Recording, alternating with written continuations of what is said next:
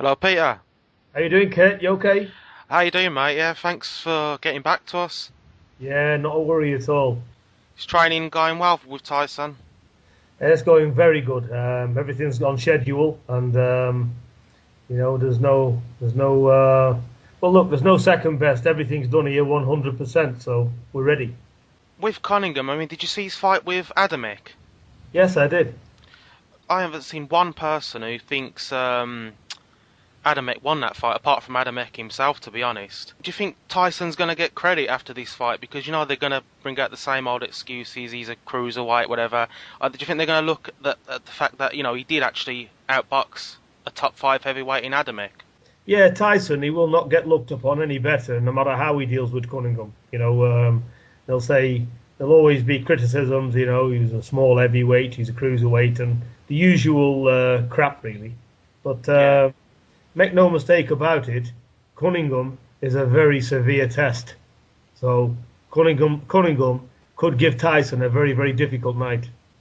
He's capable of it anyway. He's good boxing skills. Think he surprised a lot of people in the Adamek fight. People expecting him, not to be able to take a heavyweight's punch, or moving up in weight might slow him down. But I think everyone was impressed with him. I mean, I was, and I said going into the fight, if he could stay on his feet, I think it'd be a close fight. Well, in the end, I only gave Adamek about 3 rounds, I think.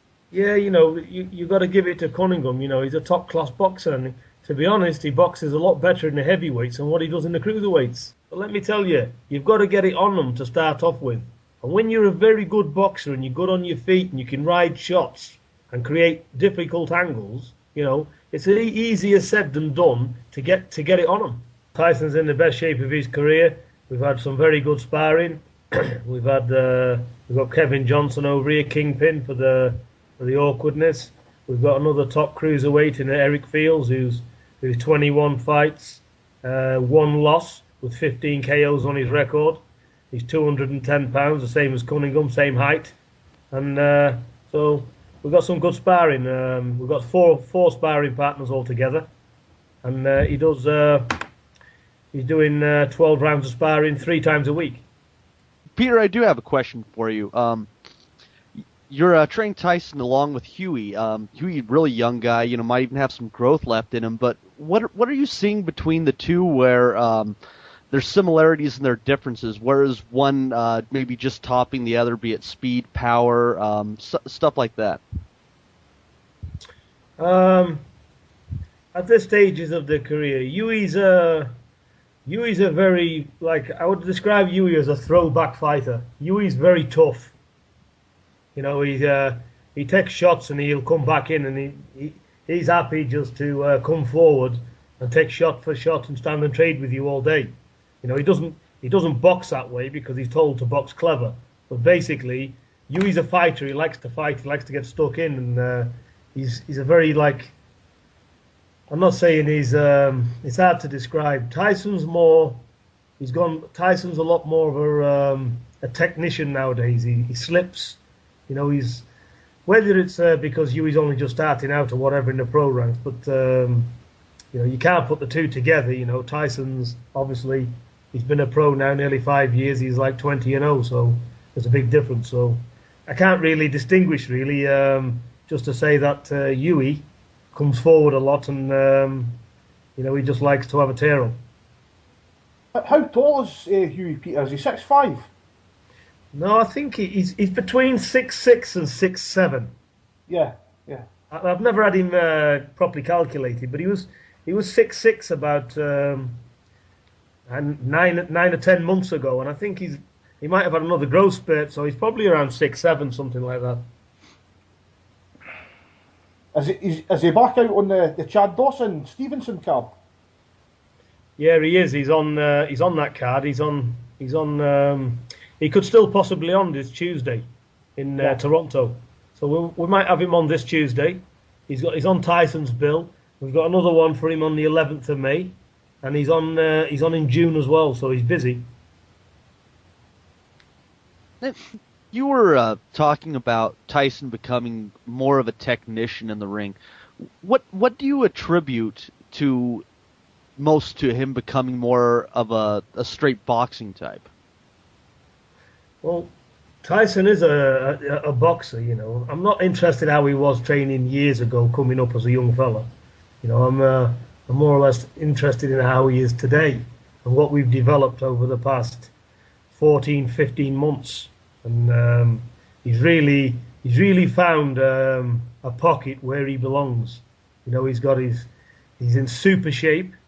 You know, and he needs to be in super shape for the way he fights. And he's a fantastic athlete, and we've got his skills now to how he's suited in his body type. So you're going to see he's a very skillful boxer, Tyson. He's an underrated boxer. Until you're in front of him, people don't realise just how good he is. Peter, you were saying when we spoke before a few months ago that you had noticed a big difference, even how far Tyson had come on in the last camp. Have you noticed a difference again, how far he's come on in this one? Yeah, he's look for an improvement of around 30% on the Johnson fight. So he's improving his game. You know what you're seeing in the Johnson fight. Where you're seeing plenty of leg movement. You're sitting behind the shoulder. You know, look to see in this fight very very good upper body movement. You know, and slipping the shots without moving too far away. You know, he's got. You'll see a vast improvement in Tyson all round anyway. We also have Andy Patterson on with us. Andy, I know you have some questions for Peter, so go ahead and fire away there. Hi Peter, how you doing? Thanks for coming on, mate. Yeah, you're welcome. I believe you took over Tyson's training run about just before the Rogan fight, and Tyson came out fighting as a southpaw. Just wondering why that was, and would you agree that before the Rogan fight that Tyson's biggest problem was probably his foot movement and his balance? Because I saw a massive improvement in his foot movement against Kevin Johnson. Yeah, look, you know, I'll tell you the problem what was with Tyson before I got hold of him. He had no balance, no foot movement. He was wide open to shots. He was throwing shots square on. You know, you name it, this kid had all the faults in the world. But he had natural ability. He knows how to fight.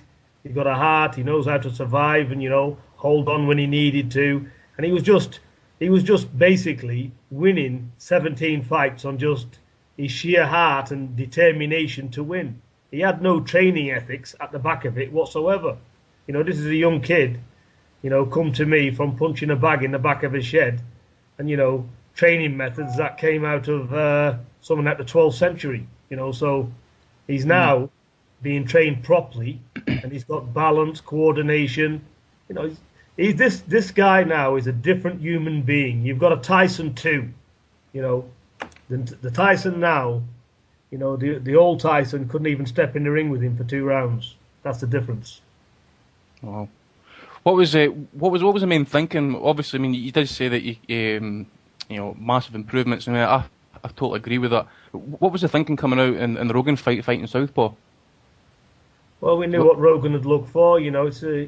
Look, with every fighter, you've got to have a good team. Boxing is about intelligence. It's not about just getting in there. And a lot of the times, brain does rule over brawn, doesn't it? Obviously, and we knew very well after the Pychik fight, or what's his name, this Canadian here. We knew very well that everybody thought he was open to the right hand, and if they can get the right hand on him, he's over. So everybody was on the right hand trip and very happy with it. So I just said to Tyson, I made him go southpaw to take away Rogan's right hand, and when we did, Rogan had no plan B, he had nothing, so he was an easy target. So he got beat very easily because Rogan is only a domestic fighter at best. He's not a world-class fighter. Yeah. How genuine do you think the £500,000 offer from Frank Maloney was? I don't think Frank Maloney's got any money. If he's getting bids like that, they're from backers, so probably is genuine. I have no idea. But Maloney, he said some insulting things about my family and about my fighter, so it's not about the money with me. So basically, he was told to fuck off, and that's what's happened. Nice one. The other main story, Frank, Peter, is about Channel 5 potentially pulling out of boxing. Do you know any more about that? I don't. I've heard stories, but look, there's no how do you say? There's no excuse me a minute. There's no let me put it this way. There's obviously something in it because we've heard all these comments, but Whether they are pulling out of boxing or not, I don't know. When I spoke to Mick Hennessy the other day, he said he's got a close relationship with them, and they're just doing some restructuring, and they're definitely going to be in boxing. Now, whether that's the case or not, I do not know. So we'll have to see, because I know as much about this as yourselves. Just the other thing as well, David Hayes basically says, I think it was the last week or so, that a potential fight against Tyson's, it's not on the cards really. Obviously Tyson would take that fight if it came around, but do you think Tyson really needs to grab a strap in order to force that fight to happen? No, I don't, because we've got it in writing from the IBF that after Cunningham, the winner faces the number one. He faces the number one for the who's in the IBF, which is obviously Pulev. Right. And the winner of that fight is mandatory for Vladimir Klitschko. Now, if that does not happen, and Hay takes Pulev, let's say, and the winner of that, then the IBF, I would imagine, would be forced to put the fight on with Tyson and Hay for the mandatory. Because if so that's basically where we're at. So I can only tell you what we've got agreements with. And we've got it in writing from the IBF that this fight with Pulev is on for the mandatory after Cunningham. I don't know if you've seen this, Peter, but Pulev came out last week and he said he had some talks with David Hayes' camp about a potential fight. Well, maybe so. Look, we can have what we want in writing, but this is boxing, and anything happens. So I would personally like Hay and Pulev to fight, and I'd hope. I do fancy Hay to beat Pulev, to be honest. Yeah. And I'd like Hay to win and have a big showdown with Tyson for the mandatory position for Vladimir. That's what I would like. That would be a big fight in England. That. You know what? It'd be massive for England. We've not been in England for a long while now. So Tyson's earning his credentials abroad. He's doing the right things where he needs to be. And we're trying to convince people the right way, which is proving himself in that ring. And I believe after the 20th, Tyson will show exactly just how much he's improving for a heavyweight at 24. And if we can get a mandatory fight with David Hay, great, we'll take it. There's an interesting fight coming up in the heavyweight division. It's on the undercard, the Amir Khan, between Audley Harrison and the unbeaten American Deontay Wilder. What's your thoughts on that, Peter? I think it's a 50-50 fight. The experience obviously is with Audley. Deontay Wilder hasn't fought anyone. I'll tell you what it is. Deontay Wilder, he beat a guy the other day in his 26th fight, and he'd had 14-0 or 13-0. So in his 26th fight, the lack of competition Wilder's fought. I'll give you a good example now. We've tried to get that opponent for Huey at Madison Square Garden. The guy who he's just beat, who's had 26 fights. So it gives you an idea of the level of opposition he's fought. So Deontay Wilder is talented. He's got a good shot, but he's totally untested. So you've got to, on the experience side, Audley Harrison could take him to school. But if he gets caught, then he's gone. So to me, it's a 50-50 fight. Could be anybody's. Now, Peter, just to circle back to obviously to Vladimir Klitschko, because whenever you talk about the heavyweight division, that's where we ultimately end up going. Tyson's jab has developed wonderfully over the last couple of years, and do you actually think, given that the size of the two fighters being relatively similar, do you think that come to that fight that you might actually go in there with the goal to beat Vladimir at his own game by working behind the jab in that manner?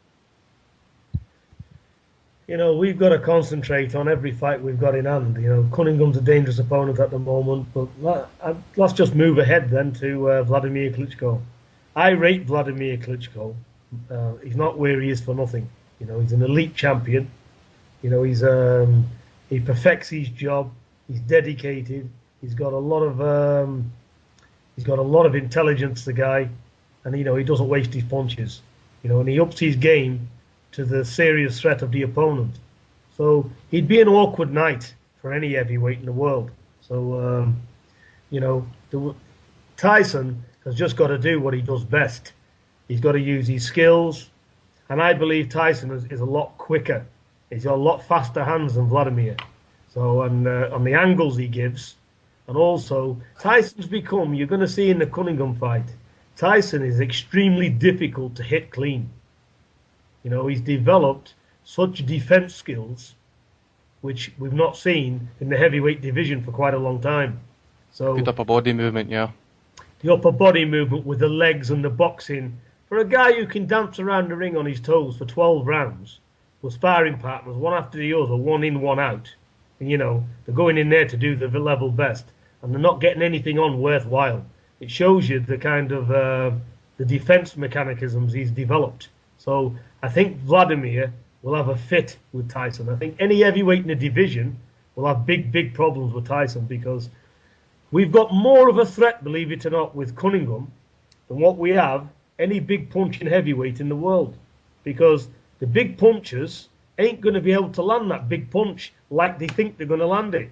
You know, with Cunningham, Tyson's got to really go to work. He's got to find the openings. He's got to create it. You know, Cunningham's a slick mover. And you can't knock out what you can't hit, can you? So it's going to be a difficult night. It can be a difficult night.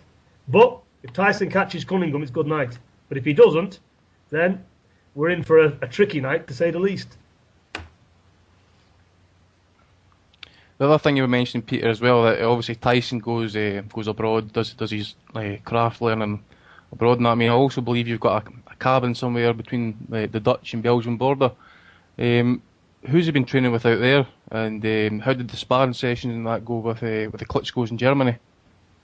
Well, I can say now that the sparring with Klitschko's in Germany has never happened.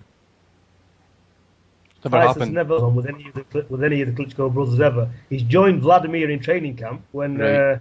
Emmanuel Stewart was alive, God rest his soul, and he was just there really to come along in the camp, do a bit with Emmanuel on the pads, and just gain a little bit of experience of what it's like in a world camp, basically. Mhm. But he never done no sparring with any of the Klitschko's, no. I believe Emmanuel spoke very highly of Tyson when he had him over in training. He did, you know, he's predicted, and he told Vladimir as well, this is a new heavyweight champion of the world coming up. And, you know, Tyson's got it in his head. He had a lot of time for Emmanuel Stewart. He liked him. Yeah. And he hopes to fulfill that dream. You know, so he's got a lot to go for. But Emmanuel did speak very highly of Tyson. Yes. Kurt, go ahead. I know you got a couple more there. Yeah, and Peter, I remember hearing an interview with you from a few months back where they asked you about David Price, and I remember exactly what you said. You said he hasn't faced anybody as a pro yet, and he hasn't been hit back yet or hit on the chin yet, and what's Yeah. going to happen when that happens. Now, this was about a month before the Tony Thompson fight, so do you feel a bit vindicated by that? Because, you know, on Twitter you see Tyson was receiving quite a bit of abuse from a lot of fans who were saying, you know, he's scared of Price and Price would destroy him and destroy Hay and everyone else means. So, do you feel a bit vindicated by that result now? Well, firstly, that we didn't want that to happen. You know, and I don't feel much vindicated. I don't like to be proven right with a fighter's downfall. You know, because I've been in the fight game all my life myself, and you know, I feel for the fighters what they go through in there. So basically, but you know, all this hype, saying you this and saying you that. I can understand the fighter saying it because they have to believe that to get in there. But you know, the people at the back of him and all around him saying this, that, and the other. He had not even been hit, that kid, and I could see things where it was obviously it was going to happen to him. So it was only foretelling what real people behind boxing can see.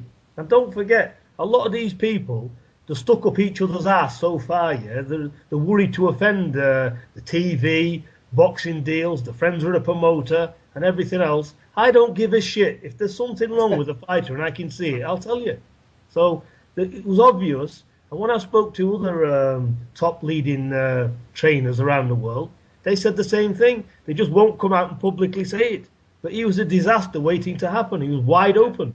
So it was obvious to people in the know. Only people don't really say it for the sake of some backlash. But obviously we're used to the backlash, so it doesn't matter.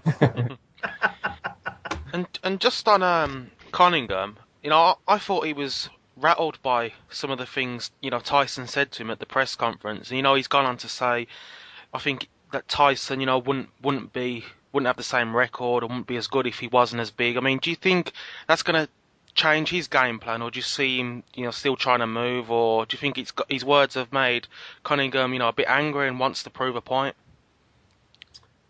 Well, it's Cunningham's got he got some great trainers. He'll have a good game plan, and Cunningham's got to do the best he can do. But let's not forget one thing: we've got a guy in here who's a genuine heavyweight. He's 6'9". He's 250 pounds of solid muscle with 8.5% body fat. Yeah, we've got a severe, trained, honed, skilled athlete. Yeah, Cunningham is a skilled, honed athlete at 200 pounds plus. So there's a big, big difference. And I'll tell you this: Tyson has got just as quick a jab as he's got.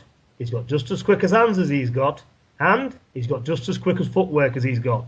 So, he's going to have to bring something very, very special on the night to do any good. Don't think that Tyson is going to come out blasting as they're hoping, and he's going to ride the shots and Tyson's going to be gassing after 4 or 5 rounds. They're dreaming. They're going to have to keep 100 miles an hour pace for round 1 all the way round through to 12 until we catch up with him, because we're not looking for a points win in New York. We're looking for a KO, and that's what's going to happen, with the help of God, obviously. So we'll do our best. Peter, do you have any other fighters that you're working with right now that you're really excited with? I mean, I know we've touched on Huey and Tyson already, but any others? Excited that I work with. No, I give plenty of advice to a few fighters that come into my vicinity, but I only work with my son and family, really. I've got a light middleweight and who's in Phil, but I only work with the family because of the regimes we got and the places we go. It's hard when you're taking the show on the road.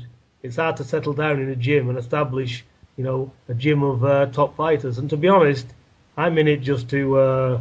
I'm not in it for financial gains or anything. It's not my business. So I'm in it to get my family to where they need to be. Obviously, I've got my son, I've got Tyson, and I want them to just achieve the best they possibly can. So it's a family thing, this, more than anything. So I've got no other fighters that I can really recommend. There's a lot of good talent out there, but it depends who gets hold of them and how carefully they're managed. There's a lot in boxing, isn't it? It's not just the fighter. You've got to have a good team, good management, good promoters, and if one's failing somewhere, the fighter isn't going to make it. Everybody's in a position to fuck up the fighter. So you've got to have a complete team. And without it, how many young heavyweights and other talents in the world get wasted? So this is the thing. That's a great way to put it. I mean, there are plenty of head cases, and so much goes wrong outside the ring. Inside the ring is just left aside. I got a UK fight to ask you a question about, because you seem really good as far as determining styles and picking winners. Who would you see taking a fight between Frampton and Quigg? Well, they're both very talented fighters. I know Quigg. I've met him. I know his trainer Joe Gallagher quite well. They're all nice people, good people. I've met Barry McGuigan. Same on that side. I've got I've got to fancy Frampton, to be honest. I just think Frampton is very, very strong. He's got a cast iron chin. I've watched him all the way through his career. I watched him have a difficult fight with somebody called Robbie Tooley, a Welshman. I've seen that fight, yeah. And they looked at Tooley as a journeyman, but he's no journeyman. He's a very, very tough, good fighter, is Tooley. And I seen him at Frampton then, and he gave Frampton never had the easy night he was hoping for. And I've watched this kid under pressure. I watched him in his last fight, he was no dummy, that fella who he fought. He come to win. He had a big knockout ratio, and he was looking for Frampton. He took the fight to Frampton just as he said he would. And, for him to just handle that, to handle the pressure, and, he was taking shots, Frampton, and, he wasn't having it all his own way. He looked like he was struggling there at times. It could have went either way, that fight. And to come out in the ninth round, keeping his composure and banging him out like that with one shot shows the level he's on. I see Frampton winning a world title. He's one of our special. He's going to be one of our special champions. He is for sure. 100% agree with that. Quigg, there could be, he's a good fighter. I just see Frampton being an elite champion, and I think we're in for a very good ride for boxing in Great Britain with him. Peter, how would you compare today's heavyweight division to maybe the 90s and the 80s? Well, they're crap, aren't they? Let's just face it now. They get in the gym, they knock a few stiffs over, yeah? And then all of a sudden they're talking about world champions. They're not good enough to lace the laces up of them fighters of yesteryear. The only good fighter we've had in recent times, in his time is Lennox Lewis. But even Lennox, he got the fighters at the end of the careers. He didn't fight an in-prime Mike Tyson, did he? He didn't fight an in-prime Evander Holyfield, did he? All these fighters, when they was coming through in their time, was all great fighters, including Lennox Lewis. So I don't think the heavyweights of today are anything nowhere near as good as they was. Or, I should say, they're yet to prove themselves. But at the moment, no. What do you think about? See if you could attain a prime Riddick Bowe and put him into today's heavyweight division, Peter. How do you think he'd have got on against the Klitschko's? Riddick Bowe, I think he'd have done complete damage to the Klitschko's, and I think he would have been the undisputed champion. I agree with that. He was a complete fighter, and just how good was Holyfield, yeah?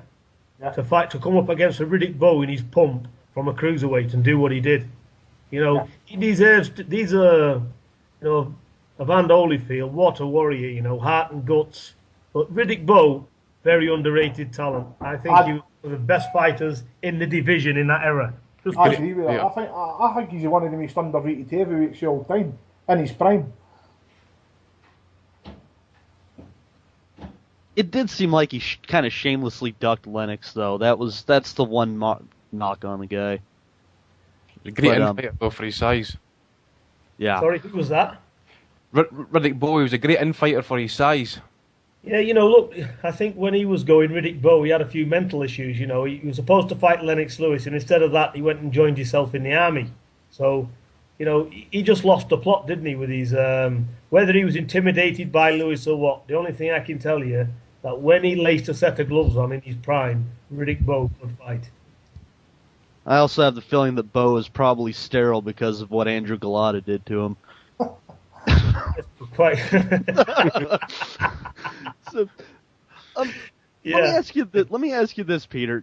Do you think, considering you have Tyson, who's a solid fighter, and other fighters that are coming up too, do you think that the Eastern European dominance was just an era?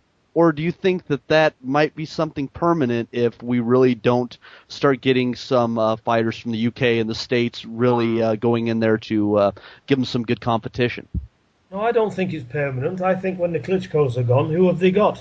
There is no one. And let's not forget what the Americans know about boxing, the training methods they've got. Is second to none over the history of the years, including England. They've had some good fighters over the years. So basically, I think it's our turn to come back, but in the heavyweights, who is there at the moment? We'll have to just wait and see. Absolutely. Does anybody have any other questions for Peter? I know that you're a busy man. Just one quickly, Peter. May 25th, Carol Froch, Mikael Kessler. How do you see it going?